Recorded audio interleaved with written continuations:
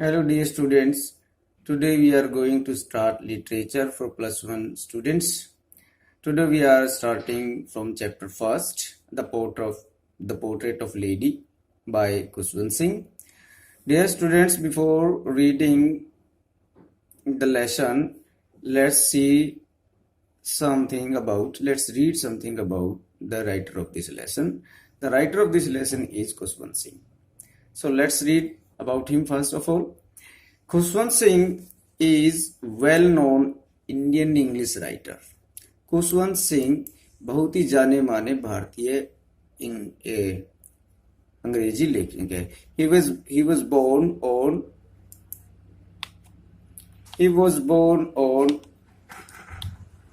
2 February 1915 in Punjab. उनका जन्म 2 फरवरी 1915 में पंजाब में हुआ था. He has also been a lawyer, diplomat, politician and a journalist. Khushwant Singh ji lawyer रहे हैं, डिप्लोमेट रहे हैं, पॉलिटिशियन भी रहे हैं और जर्नलिस्ट भी रहे हैं. He also worked as an editor of the Hindustan Times और उन्होंने हिंदुस्तान टाइम्स न्यूज़पेपर के एडिटर के रूप में भी काम किया. He was a member of Rajya Sabha from 1980 to 1986 और वो 1980 से 1986 तक राज्यसभा के सदस्य भी रहे. His A Train to Pakistan is a famous novel. उसकी novel a train to Pakistan काफी प्रसिद्ध रही है. He has great contribution in English writing. उसका अंग्रेजी लेखन में बड़ा महान योगदान रहा है. He was awarded with Padma Bhushan in 1974. उनको 1974 में पद्म भूषण अवार्ड से नवाजा गया था. But he return this award in 1984. लेकिन उन्होंने ये अवार्ड 1984 में लौटा दिया था. Here in the portrait of lady he depicts some years of his life with his grandma. यहाँ पर इस चैप्टर में द पोर्ट्रेट ऑफ लेडी में वो अपने जिंदगी कुछ साल अपनी दादी जी के साथ बिताता है, उनका वर्णन करता है, उनको चित्रित करता है इस चैप्टर में. He also depicts the purity of his grandma's life. वह इस चैप्टर में अपनी दादी की जीवन की शुद्धता को भी दर्शाता है यानी चित्रित करता है. So now let's go to chapter. This chapter has 2 phases. इस चैप्टर के 2 phases हैं. पहला है village life with his grandma. पहला फेज है दादी जी के साथ गांव का जीवन. दूसरा है city life with his grandma, दादी जी के साथ शहरी जीवन. So let's read first of all first phase village life. The portrait of lady is written in first person. Portrait of lady जो है फर्स्ट पर्सन के द्वारा लिखी गई, जिसमें आई का यूज किया गया है. And is in the biographical mode और आत्मकथा लेखन संबंधित स्टाइल में लिखी गई है. In this story the writer gives A detailed account of his grandmother with whom he had long association. यहाँ पर वो इस कहानी में अपनी दादी जी के साथ बिताए गए दिनों का डिटेल्ड वर्णन करता है. He lived in village with his grandmother. वह दादी जी के साथ गांव में रहता था. Khushwant Singh recalls his grandmother as short, fat and slightly bent. Khushwant Singh अपनी दादी जी को थोड़ी सी छोटी, मोटी और हल्की सी झुकी हुई के रूप में वर्णन करता है. मीन्स टू से वह थोड़ी कद में थोड़ी सी छोटी थी और फिजिकली थोड़ी सी मोटी थी. एंड स्लाइटली बेंट और थोड़ा सा झुककर चलती थी, उसका शरीर थोड़ा सा झुका हुआ था. Her silver hair was scattered untidily on her wrinkled face.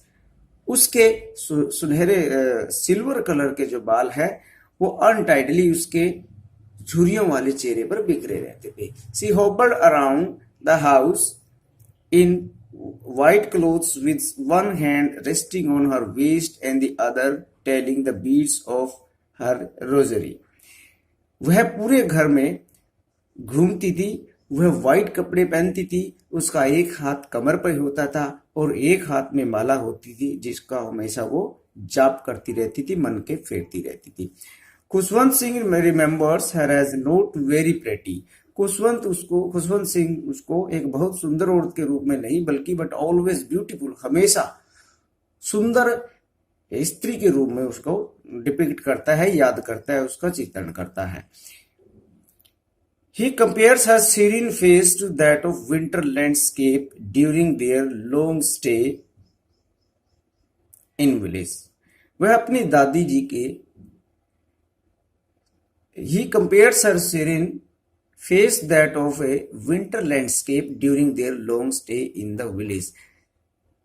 Writer जो है अपनी दादी जी के साथ गांव में काफी लंबे समय तक रहा था। उस दौरान अपनी दादी के उसने जो कैरेक्टर को देखा और समझा, इसीलिए अपनी दादी के कैरेक्टर को या अपनी दादी के जीवन को एक विंटर लैंडस्केप से वो कंपेयर करता है, यानी ऐसी लैंडस्केप जहां पर दूर तक बर्फ पड़ी हो और वाइट बर्फ पड़ी हो, जहां पर कोई भी धब्बा नजर ना आता हो। इसी प्रकार उसकी दादी जी का जीवन भी एक वाइट विंटर लैंडस्केप की तरह था, सफेद बर्फ की तरह था। सफेद, it means she was pure in her life. वह अपने जीवन में बड़ी शुद्ध विचारों की रही है, ऐसा ही उनका चरित्र रहा है।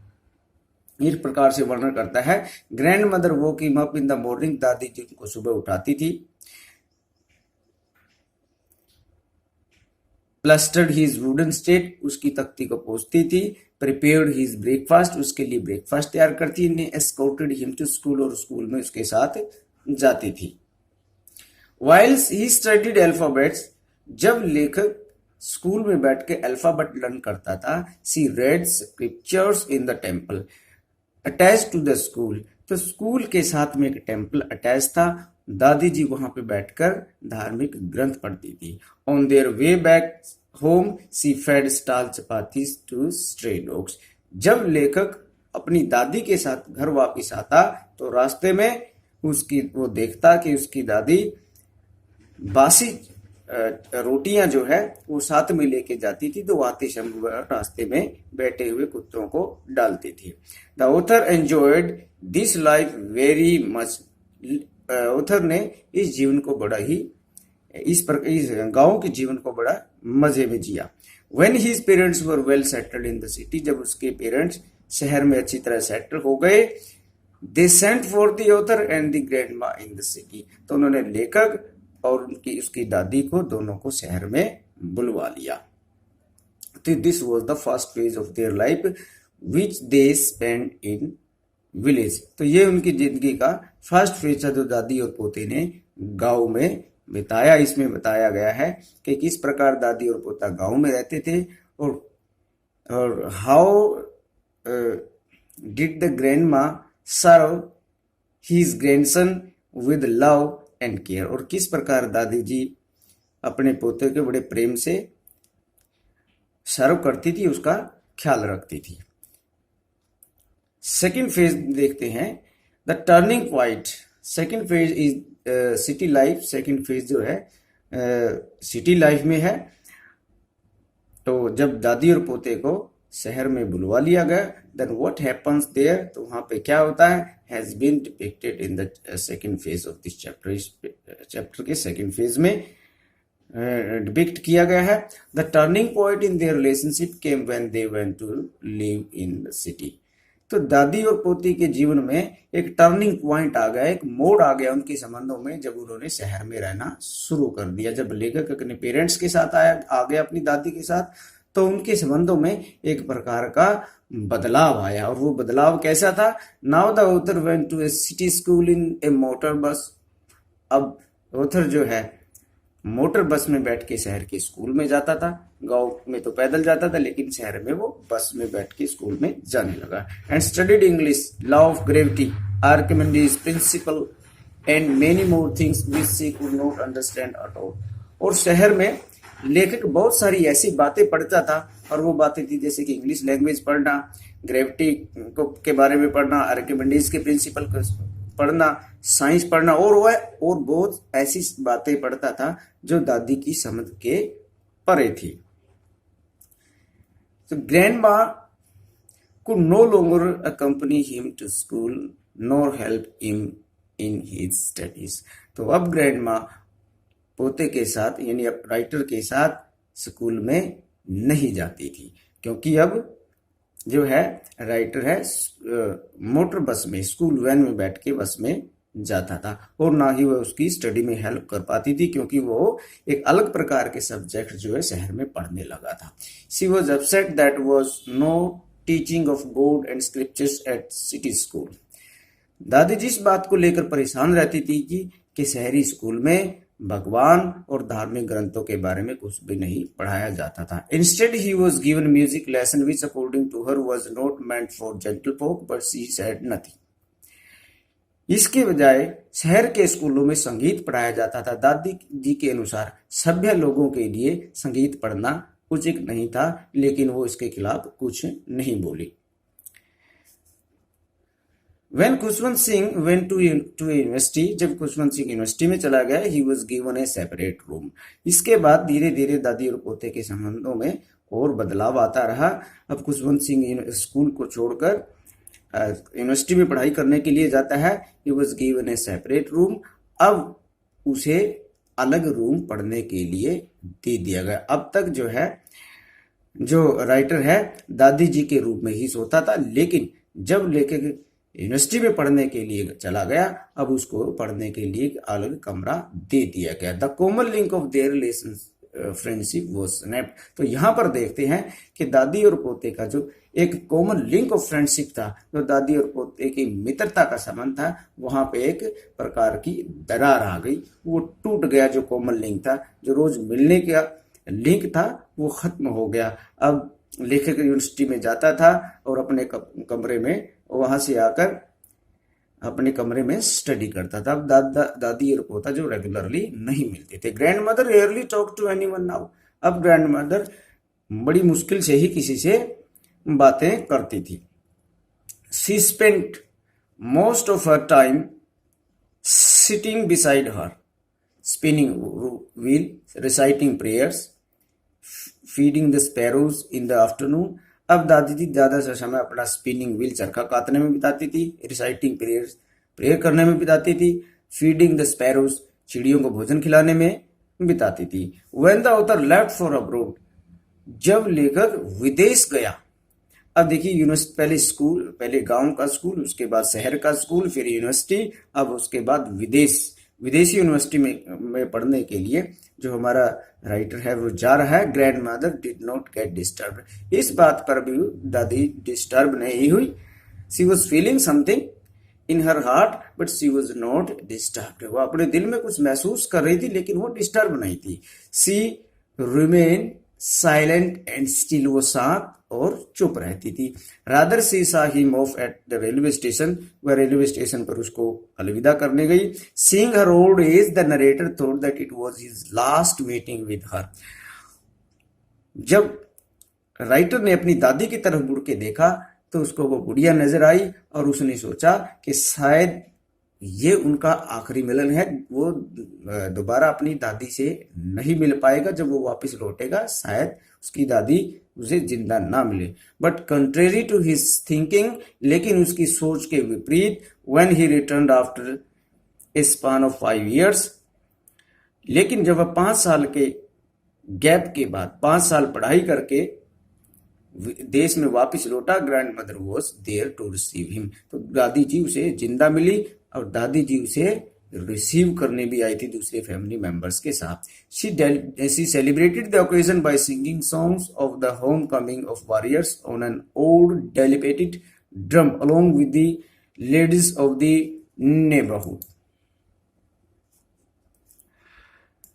अब जब राइटर जो विदेश से पढ़कर वापस आता है, the grand mother was very happy. उस दिन वो बड़ी खुश थी.